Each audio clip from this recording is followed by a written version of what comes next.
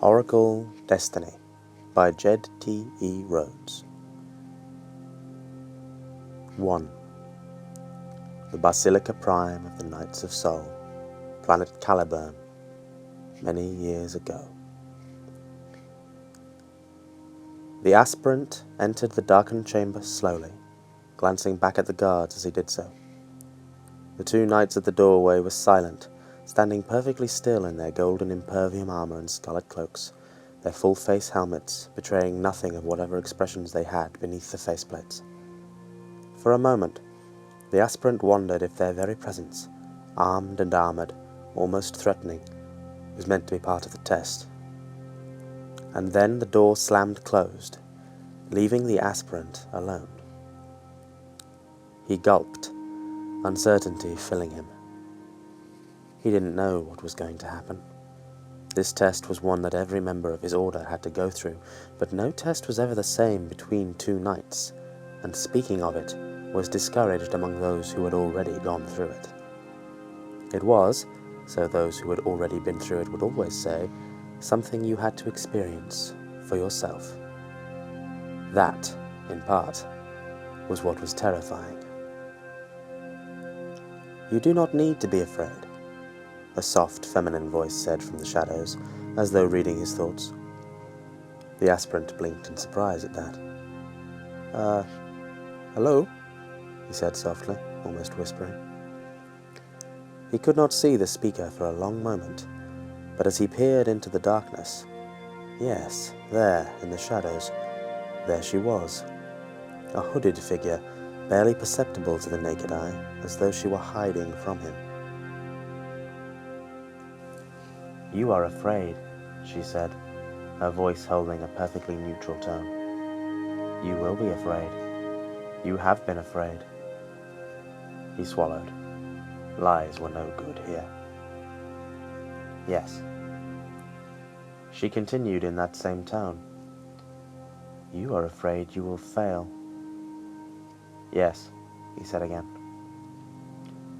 The figure was silent for a moment. Daring himself, the aspirant took a step forward and knelt on both knees somewhere in the center of the little room, though it was so dark it was difficult to tell. He placed his hands upon his knees and took a deep breath. "I come to submit myself to your judgment," he said quietly, reciting the words he had been practicing in his head for days. "To ask for your wisdom, to know if I am worthy." There was no answer for a moment. The aspirant blinked. Shouldn't there be some ritual answer? Some ritual at all that this strange, reclusive creature abided by? He knew the words he had to speak, but after that... There was a shuffle, and then the hooded figure was standing above him. A moment later she had knelt in front of him, her hands going to her hood and pulling it down, revealing the face of a young, shaven-headed girl. He swallowed. She wore a blindfold of simple scarlet linen over her eyes, and in the center of her forehead was the tattoo of the sword within the sun, the symbol of the Knights of Sol.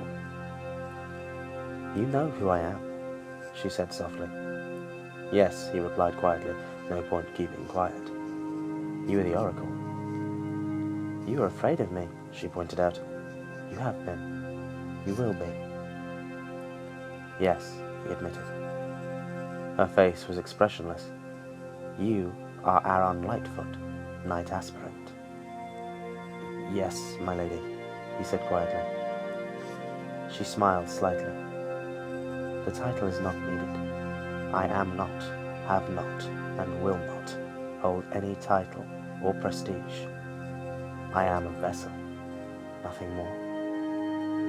He could not resist the question. A vessel of what? "Of truth," she replied evenly. "Simple truth. That which is, that you call the present. That which was, that you call the past. That which will be, that you call the future. All is as one. All is happening now." He blinked, uncertain as to whether he understood what she was saying. "I have come to be judged," he said awkwardly after a moment. "Indeed," she said quietly. She tilted her head. People leave this room changed. Do you know why? He took a breath. Because you judge them. More than that, she said. I speak truth. He blinked. Truth? Her face remained expressionless. The single greatest weapon against anyone is the truth. The truth about themselves, about what they are, and what they will become. For some it drives them mad. For some it makes them sane. For some it takes away the meaning in their lives. For others it gives them new meaning. He took a breath. I think I understand. You do think you do, she agreed, but you don't, because I have not spoken the truth yet. You will. He swallowed again, his throat feeling unnaturally dry. Is that the judgment? The judgment is the truth, she said simply. The truth is this. You will serve. You will do what you think is right, always what you think is right, and it will come to nothing but ashes and dust around you, and yet you will not turn your feet from the path. You persevere. You have persevered. You will persevere. In the end, you will see that even dust and ashes is a victory in itself. That is your fate, Arron Lightfoot. He blinked, uncertain how to react, what to think of what she had said. There is one other part to this, she continued. Those who enter this chamber receive one gift. They take away from this place a title only they may claim. You are he who perseveres, and where you go, you will walk in certainty. She stood before he could say anything and walked back into the shadows. Arron blinked, uncertain what to make of her words, but then a small bell chimed and the door to the chamber opened, the two guards entering the chamber. He is worthy, the oracle said. Arron slowly got to his feet, turning to face the knights. One of them clapped a hand on his shoulder. Welcome, brother, he said. You have passed the test. Arron didn't know what to say as the two of them led him out. There was no test, he thought. He didn't know what to make of the truth he had been told. But he did know one thing. You do what you think is right, always what you think is right. Where you go, you will walk in certainty. That last part, at least, was some small comfort, even if he didn't feel very certain.